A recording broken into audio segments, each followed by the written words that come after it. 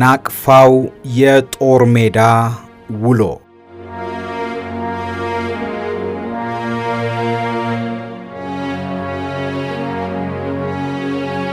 ክፍል 2 ስለ ናቅፋ ዘመቻ ውይይት። አስመራ ኤርፖርት ስንደርስ ሻለቃ ሽባባው ዘለቀ ከክፍለ ጦሩ መምሪያ መኮንኖች ጋር አብሮ ሊቀበለን ኤርፖርት ድረስ መጣ። ከኤርፖርት ወደ ማረፊያችን ተከትሎን ሄደ። ከሻለቃ ሽባባው ጋር ቀድሞ አንተዋወቅም። በአካል ስንገናኝ ይህ የመጀመሪያ ጊዜያችን ነው። ሻለቃ ሽባባው በወሬ ደረጃ የ30ኛ ሻለቃ አዛዥ እንደነበር ነው ማውቀው። የአየር ወለድ ሻለቃ አዛዥ ሆኖ መመደቡን ጠጋ ብሎ ነገረኝና ከእንግዲህ ማንኛውንም ነገር አብረን ተመካክረን ነው የምንሰራው አለኝ። እሺ መልካም ነው አልኩት። ሻለቃ ሽባባው አየር ወለድ ውስጥ በተራ ወታደርነት ተቀጥሮ ሆለታ የእጩ መኮንኖች ማሰልጠኛ ትምህርት ቤት ገብቶ የመኮንንነት ማዕረግ ያገኘ ሰው ነው። በመረጃ ትምህርት ሰልጥኖ ወደ አየር ወለድ ሲመለስ የአየር ወለድ መረጃ መኮንን ሆኖ ተመድቦ ሰርቷል። የመረጃ መኮንን ሆኖ በሰራበት ወቅት የሚያውቁት ሰዎች ሲናገሩ በጣም ተጠራጣሪ፣ የራሱን ጥላ የማያምን ሰው እንደሆነ ይናገራሉ። እኔን አብረን ተመካክረን እንሰራለን ማለቱ የኔን ማንነት ለማወቅ ያደረገው የመጀመሪያ ሙከራ ነበር ማለት ነው። ልምምድ ስናደርግ በቅርብ ሆኖ ልምምዱን ይከታተላል። ቅድመ ዝላይ ልምምድ በመካሄድ ላይ እንዳለ ከሁለተኛ ክፍለ ጦር ዋና አዛዥ ለሁለተኛ ክፍለ ጦር መምሪያ መኮንኖች፣ አየር ኃይል የአስመራ ቤዝ አዛዥ፣ የቤዙ ዘመቻ መኮንን፣ የቤዙ መረጃ መኮንን፣ የፖለቲካና የደህንነት ኃላፊዎች ለስብሰባ ሲጠሩ ከአየር ወለድ የሻለቃው አዛዥና እኔ የዘማቹ ጦር ሻምበል አዛዥ ጥሪ ተደረገልን።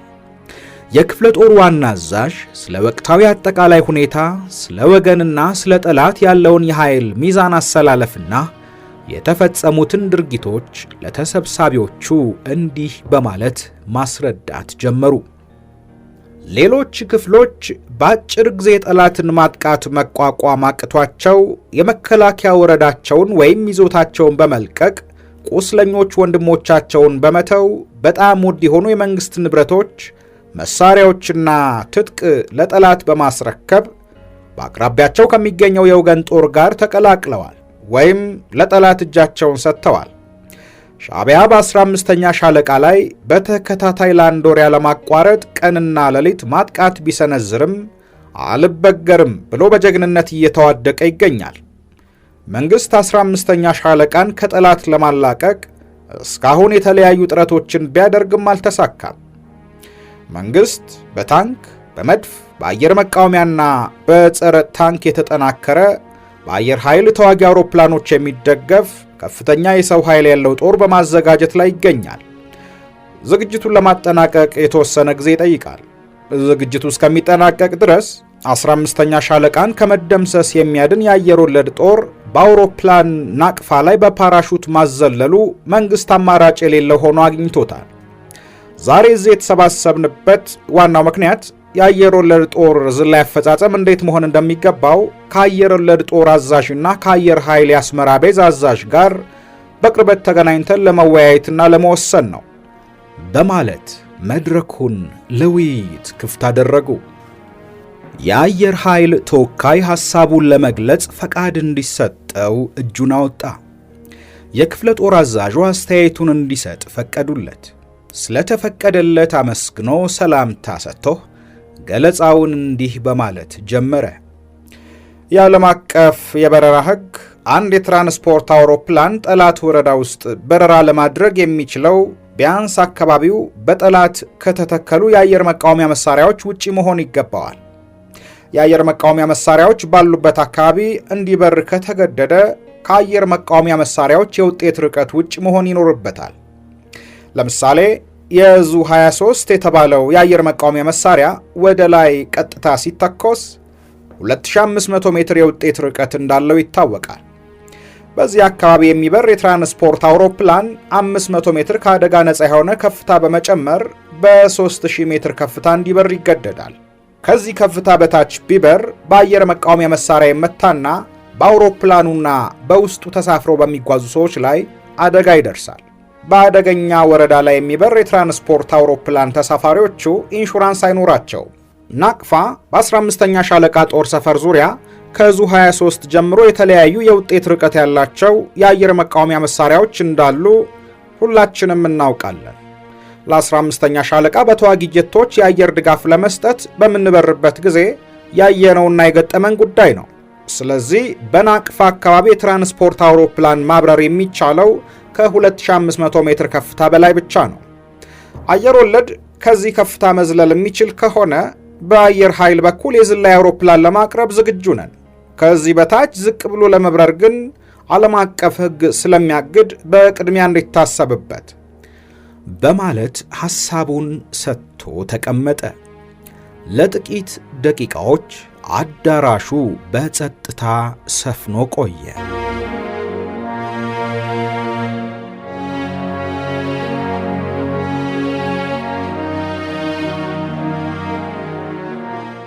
የአየር ወለድ አዛዥ በተራው እጁን አወጣ። የክፍለ ጦር አዛዡም ግራና ቀኝ ተመልክተው የአየር ወለድ አዛዥ አስተያየቱን እንዲሰጥ ፈቀዱለት። የአየር ወለድ አዛዥም ከመቀመጫው በንቃት ተነስቶ ወታደራዊ ሰላምታ በመስጠት እድሉ ስለተሰጠው አመስግኖ አስተያየቱን እንዲህ በማለት ጀመረ። አንድ የአየር ወለድ ጦር በጠላት ወረዳ ለመዝለል ከአውሮፕላን ከወጣበት ጊዜ ጀምሮ በጠላት ጥይት አየር ላይ እንዳለ እንዳይመታ አየር ላይ የሚቆይበት ጊዜ በጣም አጭር መሆን አለበት። በፓራሹት እንደተንጠለጠለ አየር ላይ ብዙ ጊዜ ከቆየ ከጠላት በተከታታይ ወደ ላይ ከሚተኮሱ ጥይቶች የመትረፍ ዕድሉ አነስተኛ ነው።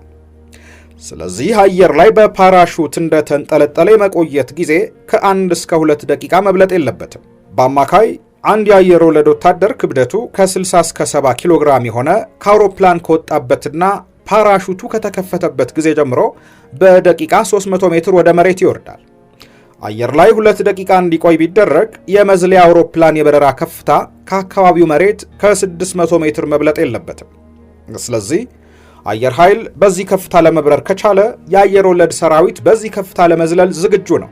አውሮፕላኑ ከዚህ ከፍታ በላይ የሚበር ከሆነ ግን ዝላዩ ቢከናወንም በሕይወት መሬት ላይ የሚደርስ ሰው ስለመገኘቱ በጣም አጠራጣሪ ነው።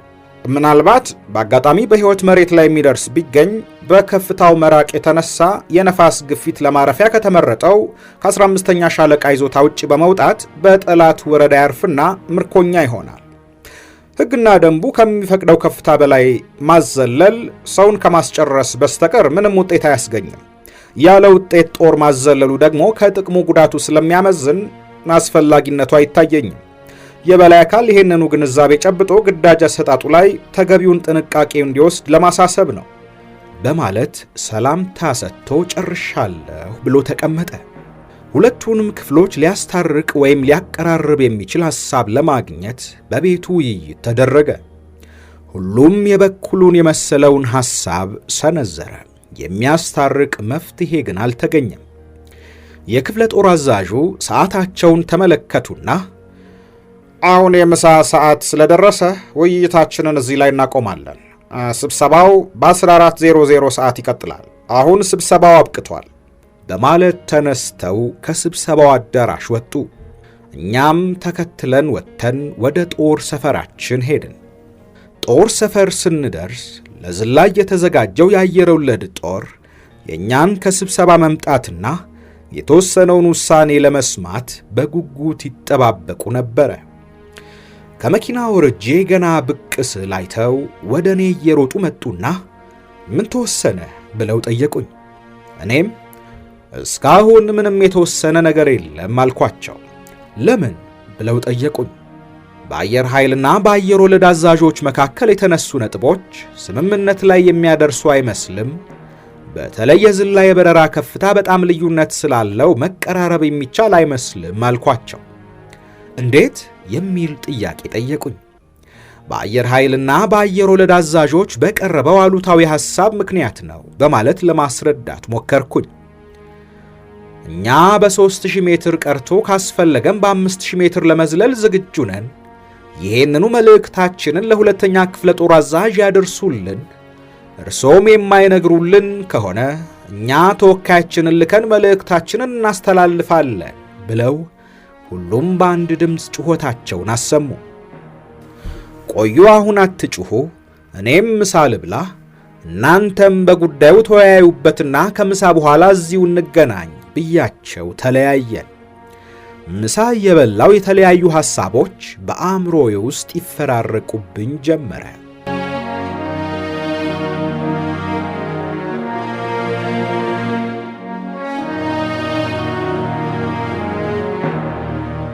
ከመረጃ መኮንኑ የተሰጠው የመረጃ አስተዋጽኦና ካርታው እንደሚያስረዳው ከሆነ የዝላይ ወረዳው በጣም ጠባብና ዙሪያው በአየር መቃወሚያ መሳሪያዎች፣ በሞርታሮች፣ በመትረየሶችና በነፍስ ወከፍ መሳሪያዎች ተኩስ መታጠሩን ግንዛቤ ውስጥ በማስገባት በጸረ አውሮፕላን መሳሪያዎች በታጠረ ወረዳ ከ2500 ሜትር ከፍታ ላይ ተዘሎ ሰው በሕይወት ተርፎ መሬት ደርሶ ከወገን ጋር ተቀላቅለው ውጤት ያለው ግዳጅ መፈጸም ይቻላል የሚል ግምት የለኝም።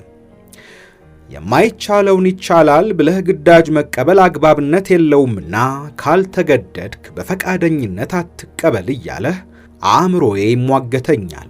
በሌላ በኩል ደግሞ የሙያ ግዴታህን ለመወጣት የሕይወት መሥዋዕትነት ቢጠይቅህም ከመፈጸም ወደ ኋላ ታፈግፍግ፣ ተቀበል፣ የመቀበል ግዴታ አለብህ፣ ታሪክ ሰርተህ ሞት የሚል ሐሳብ ይመጣብኛል። በሁለት ተቃራኒ ሐሳቦች ውስጥ እየዋዠኩ ውሳኔ ላይ ሳልደርስ ምሳዬን በልቼ ጨረስኩኝ። እንዴት እንደበላው ምን እንደበላው ሳላውቅ ነው በልቼ ጨረስኩት። ወደ ጦሩ ሲሄድ ጦሩ ቀድሞ ተሰብስቦ ጠበቀኝ። ባሻው ጦሩን አስጠንቅቆ ወታደራዊ ሰላምታ ከሰጠ በኋላ ሁሉም አሉ፣ ጦሩ ለስብሰባ ዝግጁ ነው ጌታዬ አለኝ። እኔም የሰላምታውን አጸፋ መልሼ ጥላ ቦታ ይቀመጡ አልኩት። ባሻው ጥላ ቦታ ፈልጎ አስቀመጣቸው። ወደ ጦሩ ተጠግቼ ምን ወሰናችሁ ብዬ ጠየቅኳቸው። በእኛ በኩል ቀድሞ ከተናገርነው ውጪ ምንም የተለወጠ ነገር የለም። እኛ የምንፈልገው የተለያዩ ምክንያቶች ተፈጥረው ግዳጁ እንዳይሰረዝብን ነው። የዓለም አቀፍ ሕግ አይፈቅድም የምትሉትን ነገር አቁሙና ግዳጁን ተቀበሉልን። በኮበለሉ ሰዎች ምክንያት ሁላችንም በሰራዊቱና በኢትዮጵያ ሕዝብ ዘንድ እንደ ከሃዲ ተቆጥረናል። ባልሰራነው ሥራ ከሃዲ ተብለን ተጠራን። ከሃዲ ተብለን ከመኖር ታሪክ ሰርተን መሞትን እንፈልጋለን አሉኝ። እስቲ ከ2500 እስከ 3000 ሜትር ባለው ከፍታ ላይ ለመዝለል ፈቃደኛ የሆናችሁ እጃችሁን አንሱ ብዬ ስጠይቅ ሁሉም ሰው እጁን አነሳ። እሺ ጥያቄያችሁን ለክፍለ ጦሩ አዛዥ አቀርባለሁ በማለት ተሰናብቼ ተለያየን። ወደ ክፍለ ጦር ለስብሰባ ስንሄድ መኪና ውስጥ የሻለቃ ሽባባው ሾፌርና ሁለት አጃቢዎቹ አብረውን ስለነበሩ የጦሩን ውሳኔ ለመንገር አላመቸኝም። ክፍለ ጦር መምሪያ ስንደርስ ከመኪና እንደወረድን ጦሩ መዝለል ይፈልጋል አልኩት። ሻለቃ ሽባባው እብድ በላቸው፣ በምንም ምክንያት አይቻልም አለኝ። ብዙም ሳንነጋገርበት ወዲያውኑ ወደ ስብሰባው አዳራሽ ግቡ ተባልን። ሁላችንም ወደ ስብሰባው አዳራሽ ገባን። ስብሰባው አዳራሽ ውስጥ እንደ ማዕረግ ቀደምትነታችን የፊት መቀመጫዎችን በማዕረግ ለሚልቁን መኮንኖች ትተን ወደ ኋላ ሄደን ቁጭ አልን። እኔ ከሁሉም ጁኒየር ስለሆንኩኝ ከሻለቃ ሽባባው ጀርባ መጨረሻ ወንበር ላይ ሄጄ ተቀመጥኩኝ። የክፍለ ጦሩን ዋና አዛዥ መምጣት ለማብሰር የክፍለ ጦሩ ምክትል አዛዥ መኮንኖች ተነሱ አሉ። ሁላችንም ተነስተን በተጠንቀቅ ቆምን። ምክትል አዛዡ የስብሰባ ተካፋዮች በሙሉ መኖራቸውን ሪፖርት ለአዛዡ አቀረቡ። አዛዡም ሪፖርቱን ከተቀመጡ በኋላ መኮንኖች ተቀመጡ አሉንና ተቀመጥን። የክፍለ ጦሩ አዛዥ ትንሽ ጉሮሯቸውን ካጸዳዱ በኋላ ጓዶች እንደምን ዋላችሁ አሉን። በሶሻሊስት ሥርዓት እግዚአብሔር ይመስገን ማለት እንደ ወንጀል ስለሚቆጠር ደህና ጓድ በማለት በአንድ ድምፅ መልስ ሰጠን።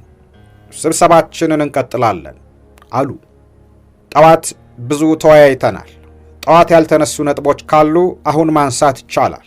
የተለየ ሐሳብ ከሌለ ግን የተነሱትን ነጥቦች በመደጋገም ጊዜያችንን ባናጠፋ መልካም ነው በማለት ማሳሰቢያ ሰጡ። በመቀጠልም መኮንኖች፣ ውይይት ከመጀመራችን አስቀድሞ አንድ ላስገነዝባችሁ የሚፈልገው ነገር አለ አሉ። እኔ የአየር ኃይል አባል አይደለሁም። ስለ አየር ኃይል ምንም ዕውቀት የለኝም። ስለ አየር ወለድም የማውቀው ነገር የለም። በሁለቱም በኩል ያለኝ ዕውቀት ውሱን ነው። ሁለታችሁንም ሊያቀራርብ የሚችል ሐሳብ ማቅረብ አልችልም። የመቀራረቢያ ሐሳብ መመንጨት ያለበት ከሁለቱም ሙያተኞች ብቻ ነው። ነገር ግን አንድ ላረጋግጥላችሁ የምፈልገው ነገር አለ። ግዳጁ በበላይ አካል በማንኛውም አይነት መልኩ እንዲፈጸም ይፈለጋል። እኔ ላሻሽለው የምችለው ነገር አይደለም። በምንም አይነት ሊሰረዝ አይችልም። ስለዚህ የአየር ኃይልና የአየር ወለድ መኮንኖች ተወያይታችሁ አንድ የመፍትሄ ሐሳብ ላይ መድረስ አለብን። ዝም አትበሉ። ዝምታ መፍትሄ አይደለም አሉ። የአየር ወለድ አዛዥ እጁን አወጣና ተፈቀደለት። በአየር ወለድ በኩል ያለውን ሁኔታ ጧት በግልጽ ለማስቀመጥ ሞክሬያለሁ። በ2500 ሜትር ከፍታ ላይ በጠላት በተከበበ ወረዳ ትክክለኛ የዝላይ ወረዳ ባልተከለለበት የነፋስ ፍጥነትና አቅጣጫ የሚጠቁሙ መሳሪያዎችና ምልክቶች በሌሉበት ሁኔታ ቀርቶ በሰላም ወረዳ እንኳን ቢሆን ለዝላይ የሚያስፈልጉ ሁኔታዎች በሙሉ በተሟሉበት ሁኔታ ላይ መደበኛ ዝላይ የሚፈጸመው ከ300 እስከ 600 ሜትር ከፍታ ላይ ነው የዓለም አቀፍ የአየር ወለድ ዝላይ ሕግና ደንብ የሚፈቅደው። ይህንን ነው። በጠላት ወረዳ የሚደረጉ ዝላዮች ከዚህ ማነስ የለባቸውም። ከዚህ ከፍታ በላይ የሚደረጉ ዝላዮች በሙሉ ለአደጋ የተጋለጡ ናቸው። ለጠላት ምቹ ኢላማ ይሆናሉ። ከጠላት ቶክስ በአጋጣሚ የሚተርፍ ቢኖሩ ጦሩ በአብዛኛው በፓራሹት የመቆጣጠር ልምድ የሌለው ለጠላት ምቹ ኢላማ ይሆናሉ። ከጠላት ቶክስ በአጋጣሚ የሚተርፉ ቢኖሩ ጦሩ አብዛኛው ፓራሹት የመቆጣጠር ልምድ የሌለው አዲስ ስለሆነ የነፋስ ግፊት መቋቋም አይችልም። በነፋስ እየተገፋ ከዝላይ ወረዳ በመውጣት በጠላት ይዞታ ውስጥ በተናጠል በማረፍ የጠላት ምርኮኛ ይሆናል።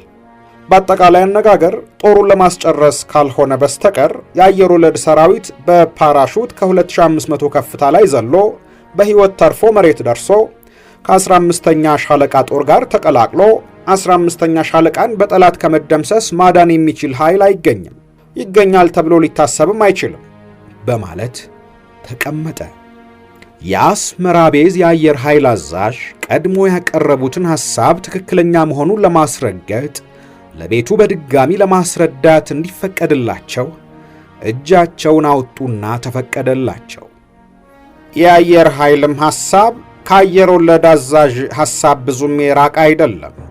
በ15ኛ ሻለቃ ይዞታ ዙሪያ ሻዕቢያ የተከላቸው የአየር መቃወሚያ መሳሪያዎች ብዛታቸውንና የከፍታ ውጤታቸውን በየቀኑ ለ15ኛ ሻለቃ ድጋፍ ለመስጠት በምናደርገው በረራ ጥሩ አድርገን እናውቃቸዋለን።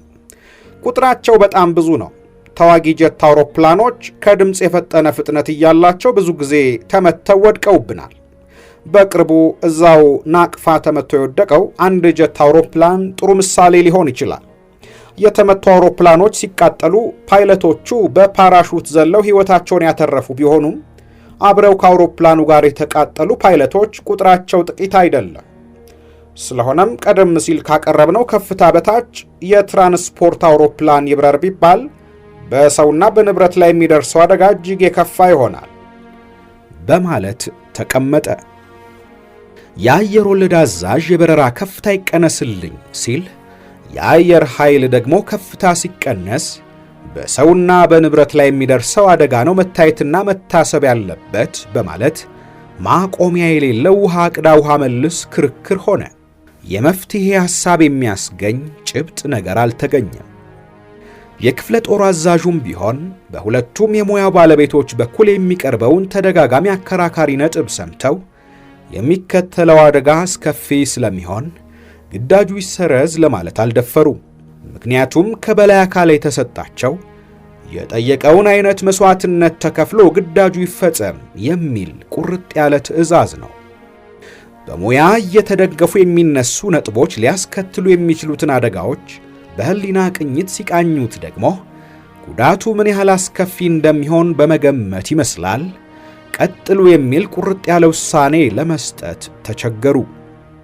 የአየር ኃይልና የአየር ወለድ አዛዦችም ቢሆኑ ግዳጁ እንዲሰረዝና ከሙያ አንጻር ሊከተል የሚችለውን አደጋ ካስረዱ በኋላ ያቀረቡት ሐሳብ ተቀባይነት ካላገኘ ከበላይ አካል የሚሰጠውን ወታደራዊ ትዕዛዝ ተቀብሎ ለመፈጸም የአእምሮ ዝግጅት ያደረጉ ይመስላል። የክፍለ ጦር አዛዡ አሁንም ተስፋ ባለመቁረጥ የመፍትሄ ሐሳብ የሚገኝ እየመሰላቸው ሌላ የተለየ ሐሳብ ያለው ሰው ካለ ዝም አትበሉ፣ ሐሳባችሁን ሰንዝሩና እንነጋገርበት በማለት ቤቱን እንደገና ጋበዙ። ከቤቱ ከዝምታ በስተቀር የተገኘ መልስ አልነበረም። ዝምታው ነገሰ። እኔም የጦሩን መልእክት ልናገር አልናገር እያልኩኝ ከራሴ ጋር ብዙ ተሟገትኩኝ። በመጨረሻም መናገር እንዳለብኝ ወሰንኩኝና ለመናገር ፈቃድ እንዲሰጠኝ እጄን አወጣው።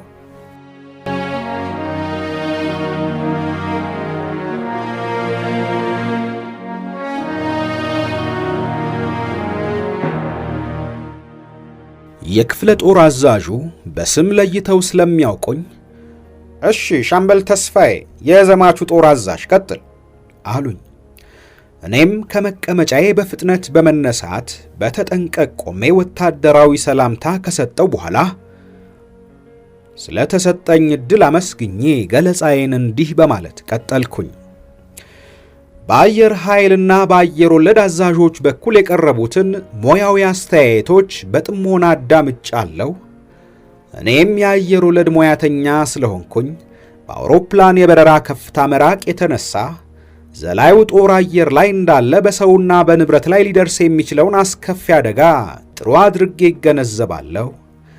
በሌላ በኩል ደግሞ የ15ኛ ሻለቃ ጦር በጠላት መከበቡና የሚያደርገውን የሞት ሽረት ትግል በህሊናችን እየቃኘን ስንመለከተው ለአንድ ቀን እንኳን ለመቋቋም የሚከብደውን ለሁለት ወር ያለማቋረጥ ቀንና ሌት በጀግንነት በቆራጥነት እየታገለ የቆየውንና በመታገል ላይ ያለውን የወገን ጦር የይድረሱልኝ ጥሪ ሰምቶ እንዳልሰማ በቸልታ ማለፉን የሚያስብ ህሊና ያለው ሰው መሸከም የሚችለው አይደለም። በተለይ የሙያው ባለቤት ለሆነው ለአየር ወለድ ሰራዊት እንቅልፍ የሚነሳና አእምሮን የሚያስጨንቅ ነው።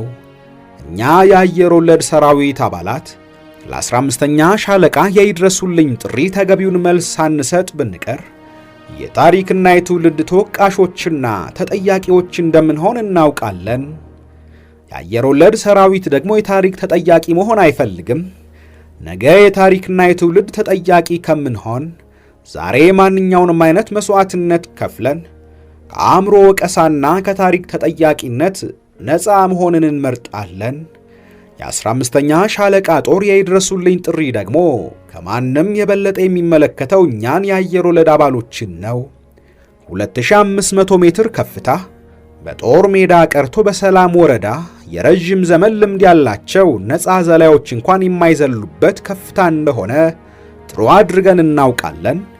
ለወገንና ለሀገር ባለን ልባዊ ፍቅር ሁላችንም ናቅፋ ላይ በፓራሹት ዘለን ከ15ኛ ሻለቃ ወንድሞቻችን ጎን በሕይወት ተርፈን ከጠላት ጋር ተፋልመን ውጤት ባናስመዘግብም ሬሳችን ከጎኑ እንዲያርፍ እንፈልጋለን።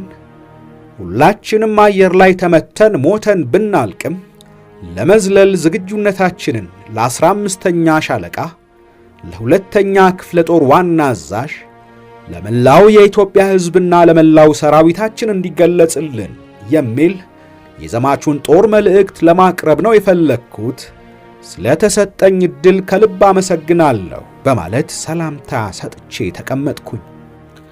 የክፍለ ጦር አዛዡ የአየር ወለድ ጦርን መልእክት ሲሰሙ ፊታቸው ፈካና በሐሴት ተሞላ። ሳይታወቃቸው ከጭንቀታቸው ተላቀው ፈገግ አሉ። ሻምበል ተስፋዬ፣ ዘማቹን ጦር በመወከል ስለሰጠህን አስተያየት እናመሰግናለን። ከዚህ አስተያየት በኋላ ምንም ተጨማሪ ውይይት የሚያስፈልግ አይመስለኝም። ውይይቱ እዚህ ላይ አብቅቷል። ወደ አፈጻጸም ዕቅድ ብንሄድ መልካም ነው አሉ። አዳራሹ ውስጥ የተሰበሰበው መኮንን በሙሉ በእኔ የቀረበውን የጦሩን መልእክት ሲሰማ መንፈሱ ተለወጠ። በተለይ የአየር ወለድ አዛዡን በጣም አስቆጣ። እንዴት እኔ ሳላውቅ እንዲህ አይነት መልእክት በጦሩ ስም ይተላለፋል? በማለት በንዴት ስሜት ዓይኑን እያጉረጠረጠ ጉንጮቹ እየተንቀጠቀጡ ወደ ኋላ ዞሮ በግልምጫ ወላፈን ገረፈኝ። ሻለቃ ሽባባው እጁን አውጥቶ ለመናገር ፈቃድ ጠየቀና ተፈቀደለት። ንግግሩን እንዲህ በማለት ጀመረ። እኔ እስከማውቀው ድረስ የአየር ወለድ ሻለቃ አዛዥ እኔ ነኝ። ሰራዊቱ የዚህ አይነት መልእክት ቢኖሮ ኖሮ የሚነግረው ለእኔ እንጂ ለሻምበል ተስፋዬ አይመስለኝም። አሁን ሻምበል ተስፋዬ የጦሩ መልእክት ነው ብሎ ያቀረበው ሐሳብ የጥቂት ሕገወጥ መሰሎቻቸውና የሻምበል ተስፋዬ ሐሳብ ብቻ መሆኑ እንዲታወቅልኝ እፈልጋለሁ። በጦሩ ላይ ለሚደርሰው አደጋ ተጠያቂ አይደለሁም የሚል አስተያየት ሰንዝሮ ሰላምታ ሰጥቶ ተቀመጠ። የክፍለ ጦር አዛዡ ለአየር ወለድ አዛዡ ሻለቃ ሽባባው አንድ ያልገባህ ነገር አለ አሉ። ሻምበል ተስፋዬ ያስተላለፈው መልእክት በእሱ አመራር ስር ያለውን የዘማቹን ጦር መልእክት እንጂ በአንተ አመራር ጣልቃ መግባት ወይም ያንተን ስልጣን ለመቀናቀን ፈልጎ አለመሆኑን ልትረዳ ይገባል አሉት። ቀጥለውም አዳራሹን የክርክር መድረክ ባናደርገው መልካም ነው፣ ያለን ጊዜ በጣም አጭር ስለሆነ ሐሳባችንን እናሰባስብና ወደሚቀጥለው ሥራ እንሸጋገር ብለው ውይይቱን ዘጉት። የክፍለ ጦሩ አዛዥ ለክፍለ ጦሩ ዘመቻ መኮንን ከዚህ የሚከተለውን ትዕዛዝ ሰጡ።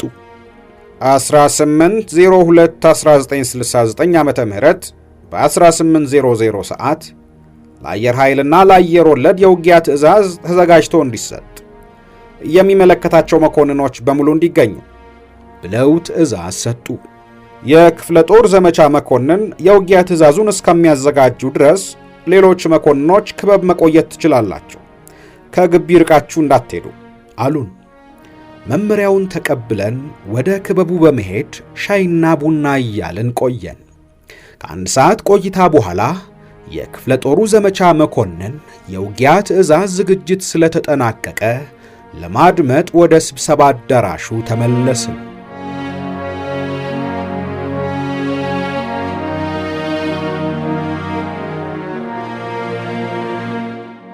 ውድ የኢትዮ ሜዳ ቤተሰቦች በምርጥ ገጾች ዝግጅታችን ከብርጋዴር ጀነራል ተስፋዬ ሀብተ ማርያም የጦር ሜዳ ውሎ መጽሐፍ የመረጥንላችሁ ታሪክ አላበቃም። በቀጣይ ክፍል 3ን ይዘንላችሁ እንቀርባለን። ውድ ቤተሰቦቻችን ቻናላችንን ሰብስክራይብ፣ ላይክ፣ ሼር እንድታደርጉ ሐሳብና አስተያየቶቻችሁንም እንድታጋሩን በአክብሮት እንጠይቃለን።